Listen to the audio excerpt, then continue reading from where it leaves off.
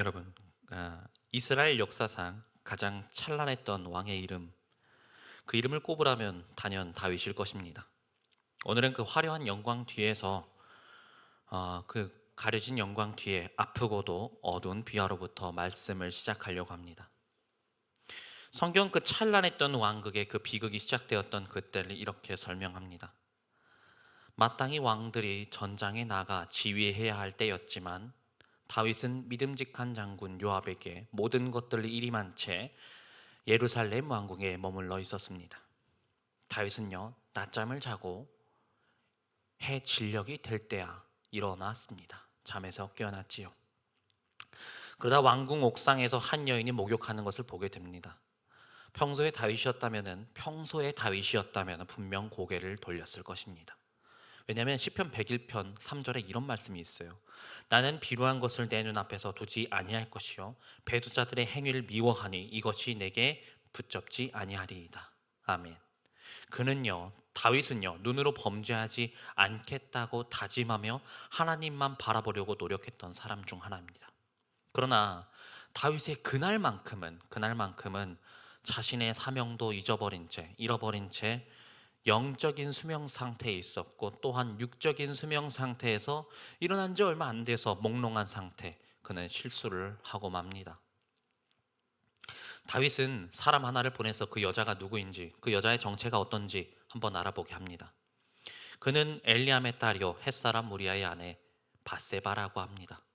밧세바의 남편은 우리아로서 전장에서 온 국민과 왕을 위하여 전장터에서 열심히 싸우던 충성스러운 부하였습니다.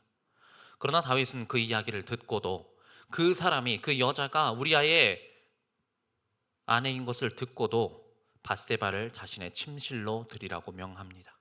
그리고는 그 죄를 덮기 위해서 전장에 있던 우리아를 비참하게 죽음으로 몰아갔습니다.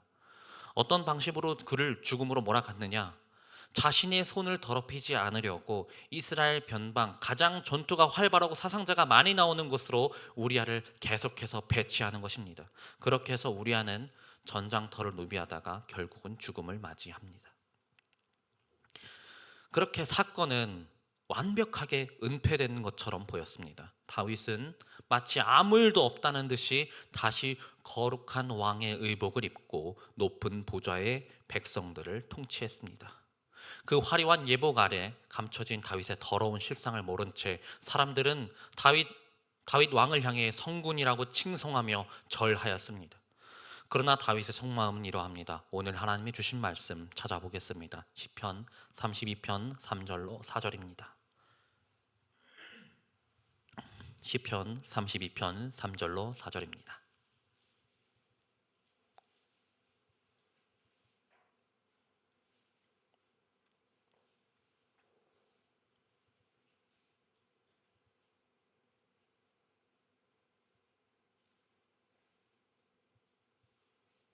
찾으신 분들은 한 목소리를 읽겠습니다. 시작. 내가 토설치 아니할 때에 종일 신음함으로 내 뼈가 쇠하였도다. 주의 손이 주야로 나를 노르시오니 내 진액이 화하여 여름 가물에 마름같이 되었나이다. 아멘. 다윗은요, 그때 당시에 왕궁의 화려한 침대에 누워 있었지만, 그렇게 생활했지만 그의 영혼은 뜨거운 사막 아래 황량한 광야 아래 누워 있는 것과 마찬가지의 심정이었습니다. 하나님의 손이 그의 양심을 짓누를 때마다 그는 숨을 쉴 수 없는 영적인 질식을 경험했다, 이 말입니다. 이 고통은 다윗이 자신의 입을 닫고 죄를 은폐하고 하나님 앞에 가면을 쓰는 그러고 있는 한 절대로 멈추지 않는 그럴 고통이었습니다. 그런데 바로 그 죽음과 같은 침묵 끝에 다윗은 마침내 비명을 지르듯이 하나님 앞에 항복을 합니다. 내가 여호와께 범죄하였노라. 영원히 깨질 것 같지 않았던 다윗의 그 가면이 깨지고 마음속 깊은 곳에서부터 골마 터진 그의 죄악을 하나님 앞에 토해내듯 고백하기 시작합니다. 바로 그 순간 믿을 수 없는 하나님의 은혜가 시작됩니다. 오늘의 본문 시편 32편 1절로 2절을 읽도록 하겠습니다. 시작. 허물의 사함을 얻고 그 죄의 가리움을 받은 자는 복이 있도다. 마음에 간사가 없고 여호와께 정죄를 당치 않은 자는 복이 있도다. 아멘. 방금 전까지 죽겠다고 신음하던 다윗의 입에서 어떤 단어가 나옵니까? 복이 있도다, 복이 있도다, 이렇게 찬송을 하는 것입니다. 여러분, 이것이 이해가 되십니까? 다윗은요, 밧세바를 범하고 우리아를 비열하게 죽인 간음하고 살인하는 자가 어떻게 복이다라는 단어를 입에 올릴 수 있단 말입니까? 다윗은 하나님에게 어떤 복을 받았기에, 그리고 어떻게 받았기에 그자 입에서 복이 있도다, 복이 있도다 하고 찬양이 흘러나왔을까요? 하나님이 다윗의 죄를 어떻게 다루셨고 어떻게 회복하셨는지 우리가 알아봐야겠습니다. 1절과 2절을 한번 주목해서 봐주시기 바랍니다. 가장 첫 죄로 죄를 지칭하는 단어가 무엇입니까? 한번 읽어볼까요? 예, 맞습니다. 허물입니다. 다윗 1절 상반절에 보시면은 허물의 사함을 얻고라고 고백하며 말씀을 시작합니다. 여기서 허물이라는 단어를 먼저 주목해 보십시오. 우리가 쓰는 허물의 사전적 의미가 무엇입니까? 허물, 뱀 허물. 껍데기란 뜻이죠. 뱀이 허물을 벗듯 껍데기를 의미합니다. 이것은 무엇을 말합니까? 알맹이와 껍데기가 따로 놀고 있다는 것입니다.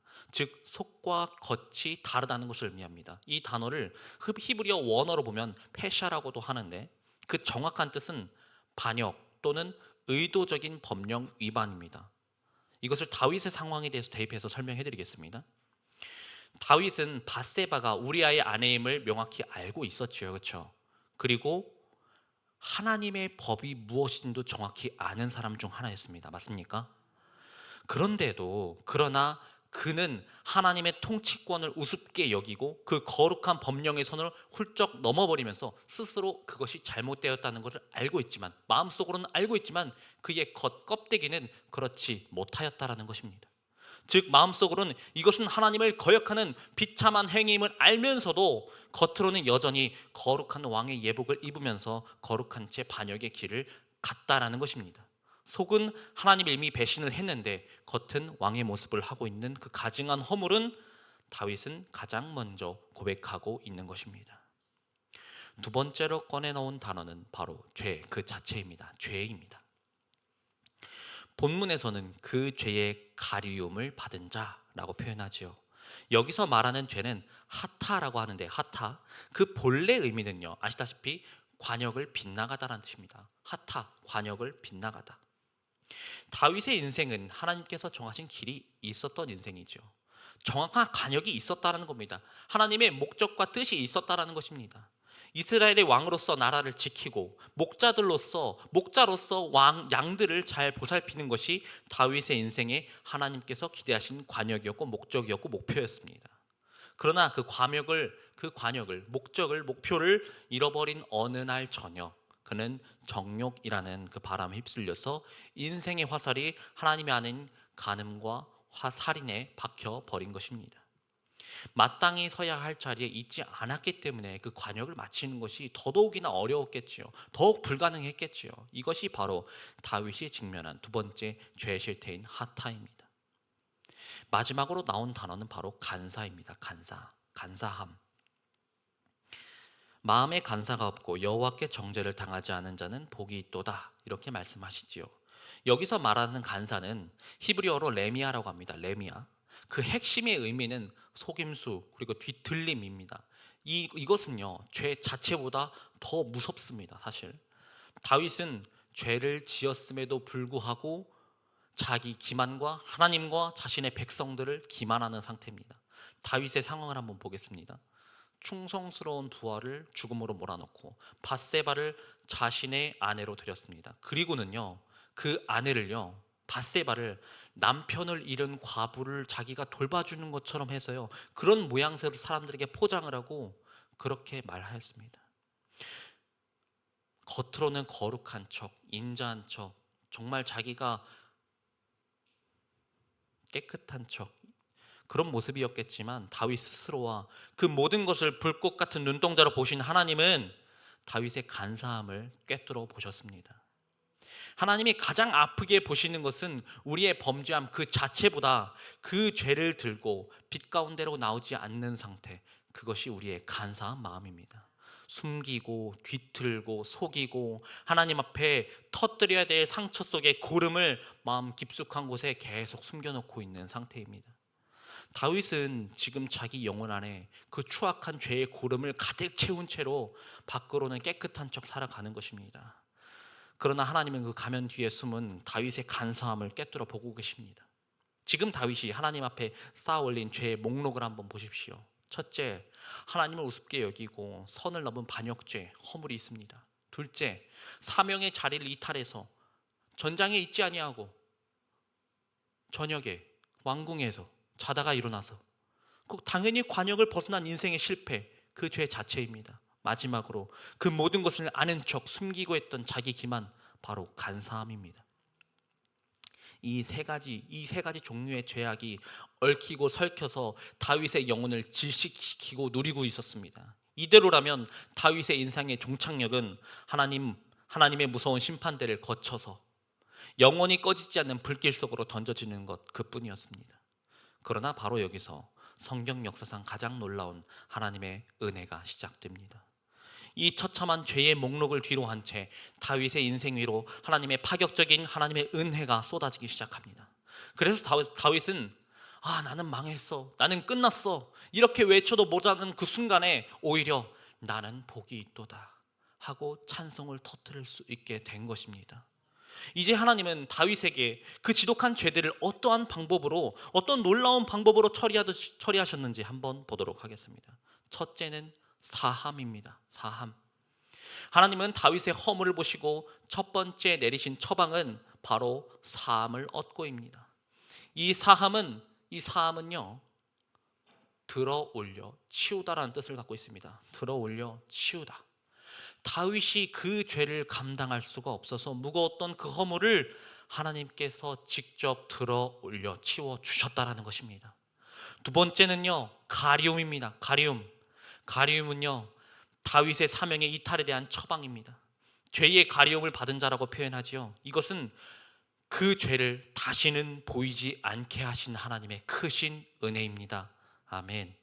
밧세바 사건의 추하고 수치스러운 흔적을 하나님께서는 긍휼이라는 옷으로 완전히 덮어버리시는 겁니다. 다시 덮어버리셔서 다시는 그 수치가 드러나지 않게 하셨다라는 것입니다. 마지막으로 정죄치 않으시다는 것입니다. 정죄라는 것은 무엇이냐? 죄를 정하고 남이 혹은 자신이 죄지음을 향해 공격하고 손가락질하는 것을 정죄함이라고 합니다. 당신은 죄인이야, 나는 죄인이야 하고 낙인을 찍는 것을, 한번 죄인이면 영원한 죄인인 것처럼 낙인을 찍는 것을 정죄함이라고 말합니다. 그러나 여호와께서는 정죄를 당치 않는 자라고 말씀하십니다. 여기서 정죄치 않다라는 것은 계산하지 않다, 장부에 적지 않는다라는 뜻입니다. 세상에 이런 재판이 있습니까? 분명히 죄를 졌거든요. 분명히 죄를 졌으면은 그 죄가 어딘가에는 기록이 되어야 합니다. 왜냐? 하나님은요, 공의로운 심판관이십니다. 공의로우신 하나님이, 정의로우신 하나님이 어떻게 죄를 묻지도 따지지도 적지도 않으신다는 말씀입니까? 죄인은 죄인이죠. 죄는 죄입니다. 그러나 다윗의 간사함이라는 죄악을 다윗의 장부에 적지 않습니다. 로마서 4장 6절로 8절을 한번 찾아볼까요? 잠깐 접어두셨다가 다시 돌아올 겁니다. 로마서 4장 6절로 8절을 찾겠습니다. 로마서 4장 6절로 8절.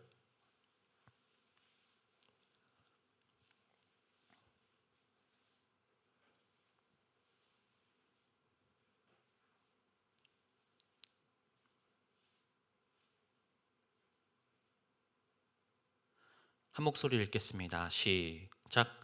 일한 것이 없이 하나님께 의로 여기심을 받는 사람의 행복에 대하여 다윗의 말한 바, 그 불법을 사심을 받고 그 죄를 가리우심을 받는 자는 복이 있고 주께서 그 죄를 인정치 아니하실 사람은 복이 있도다 함과 같으니라. 아멘. 여러분, 바울은요, 이것은 바울이 쓴 성경이거든요. 바울은 다윗의 시편 고백을 보고 무릎을 치며 말합니다. 다윗 그놈 잘한 거 하나도 없는데 그놈을 하나님께서는 그 죄를 인정하지 않으시는구나.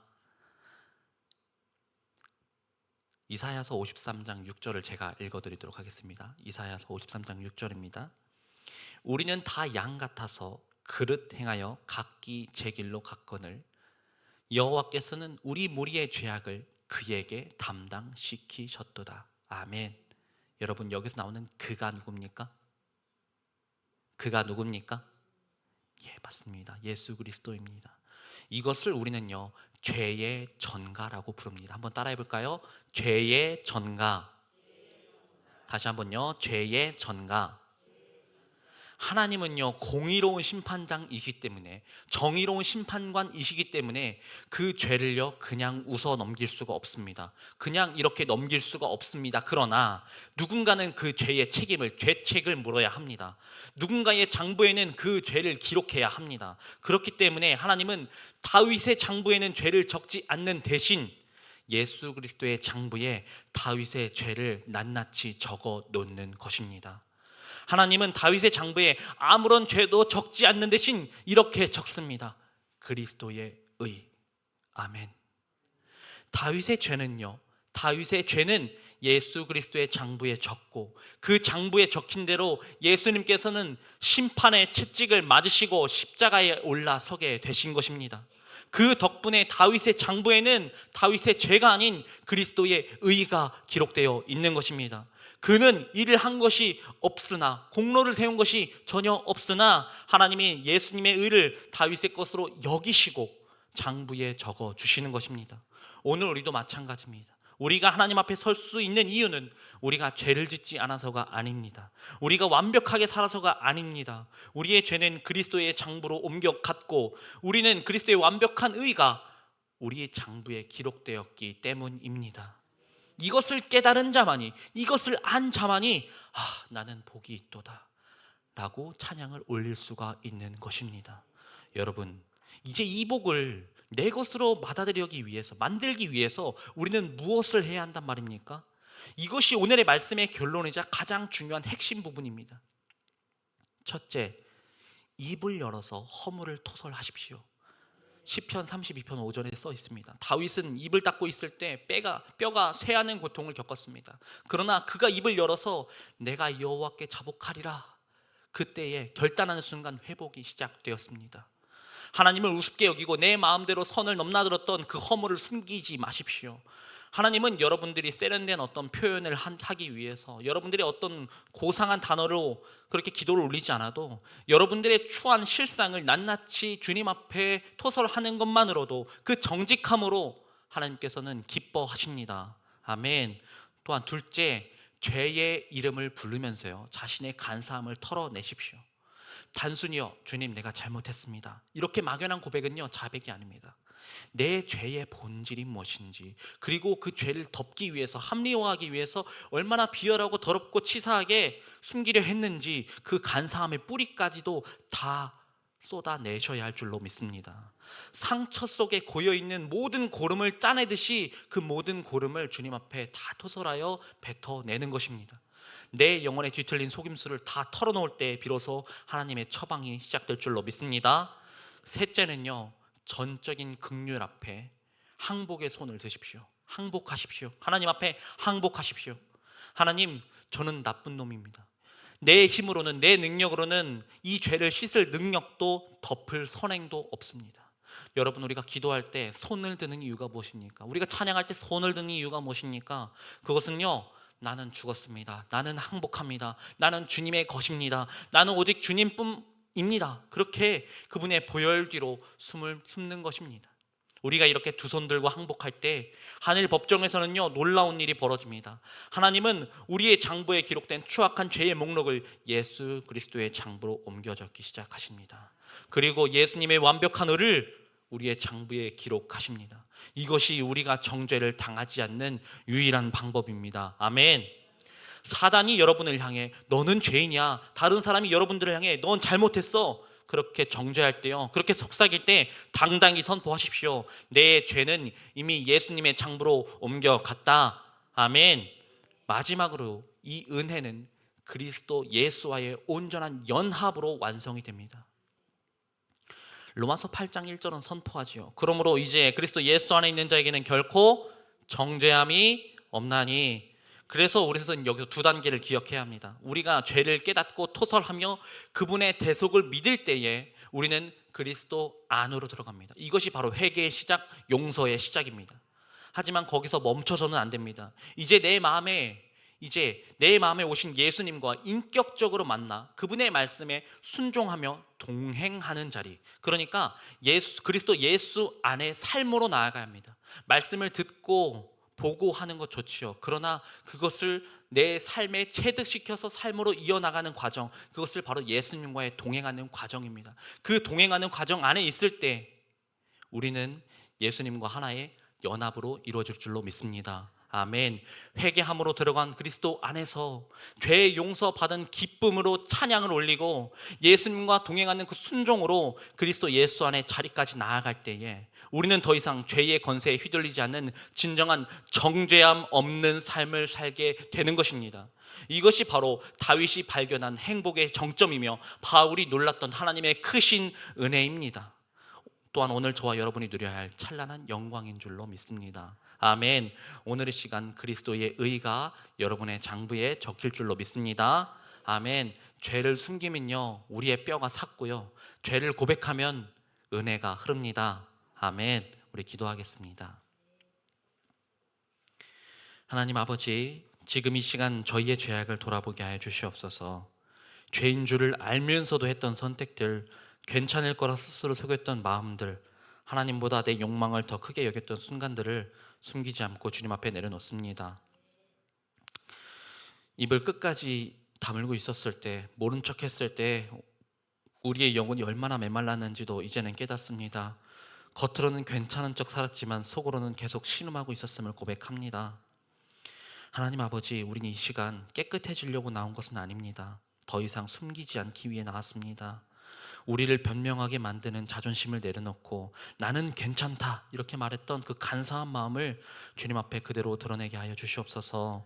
주님, 우리를 정죄하지 않으신다는 그 약속 앞에 지금 우리는 손을 듭니다. 스스로를 고쳐보겠다는 시도를 멈추고 예수 그리스도의 십자가 위로 우리의 죄악을 올려드립니다. 우리의 죄가 아니라 그리스도의 의를 보여달라고 감히 손을 듭니다. 하나님, 오늘 이 고백을 기억해 주십시오. 그리고 다시 가면을 쓰려고 할 때, 다시 침묵 속으로 도망치려고 할 때 주님 우리 자리로 다시 한번 불러 주시옵소서. 이제는 정죄 없는 자로 살게 주님 도와 주시옵소서. 감사하신 예수 그리스도의 이름으로 기도드립니다. 아멘. 다 같이 주여 3찬 하고 기도하겠습니다. 시작.